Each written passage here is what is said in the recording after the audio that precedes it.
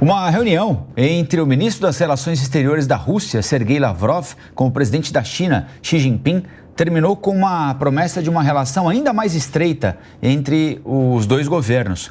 O nosso editor de internacional, Marcelo Favalli, tem os detalhes. Olá, Rafael. Olá, Lívia. Bom dia a todo mundo que nos ouve pelas ondas do rádio, que nos assiste pelas nossas múltiplas plataformas.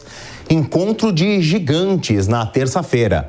O Sergei Lavrov, que é o ministro das Relações Exteriores da Rússia, viajou à capital Pequim para o encontro com o presidente Xi Jinping.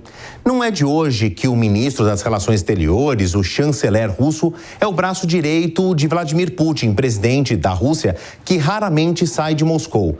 E aqui foi uma reunião a portas fechadas para ampliar uma aliança que já é há muito tempo conhecida e fundamental nesse cenário de mais de 2 anos da guerra envolvendo a Rússia e a Ucrânia. Depois do encontro, houve ali uma declaração conjunta para a imprensa e cheia de frases vazias que eu fiz uma espécie aqui de nuvem de palavras. Trabalhar em estreita colaboração. Vamos unir os países no chamado Sul Global.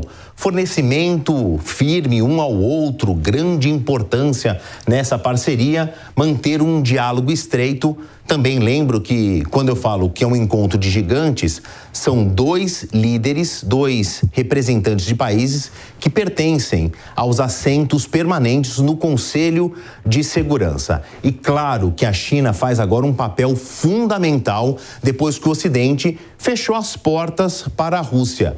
Eu trouxe aqui o que foram as últimas relações de exportação e importação entre a China e a Rússia, para que todo mundo entenda qual é o papel fundamental de Pequim nesse momento de guerra, que, repito, já passa de 2 anos. As exportações chinesas para a Rússia tiveram um salto muito importante.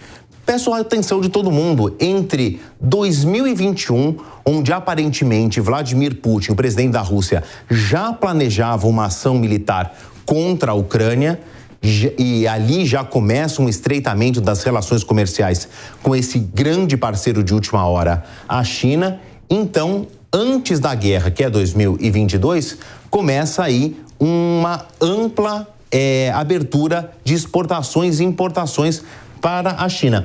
Olhando o que a Rússia passa a exportar para a China, houve um salto em 2 anos de 64%.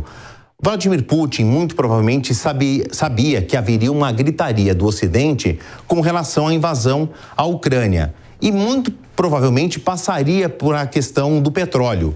Ele tem um gigante vizinho que precisa de combustível e alimentos, passou a exportar para os chineses essas 2 commodities que sobram na Rússia.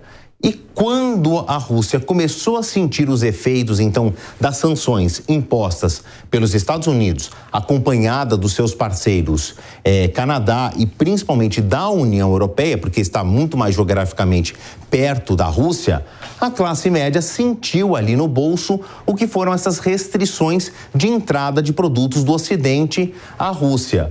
Eu mostro para vocês o que era a venda de carros na Rússia, por exemplo, antes da guerra, até 2021. Uma média de 1.500.000 carros vendidos por ano. Em 2022, depois da invasão russa à Ucrânia, isso cai para metade praticamente, 626.000 carros. Em 2023, depois dessa aliança fortalecida entre Rússia e China, voltou a um patamar de 1 milhão de carros vendidos anualmente na Rússia. E isso tem, sim, claro, um profundo efeito da China, porque este outro número mostra o que era a participação da China no mercado automotivo russo. Era muito pequeno. O automóvel russo da classe média, tirando as montadoras locais, vinham muito da Europa, em menor escala dos Estados Unidos. Da China eram apenas 10% antes da guerra. Depois da guerra, saltaram para 50%. É claro que eu peguei um produto que tem uma relação direta com a classe média de qualquer país, o automóvel 0 quilômetro, mas que serve aí de um exemplo claro de como essa relação com a China é a espinha dorsal para manter Vladimir Putin de pé, reeleito mais recentemente e de maneira forte na sua incursão contra a Ucrânia. Explicado isso, fica a minha promessa de voltar amanhã. Tchau. Vamos cobrar então, Marcelo Favalli.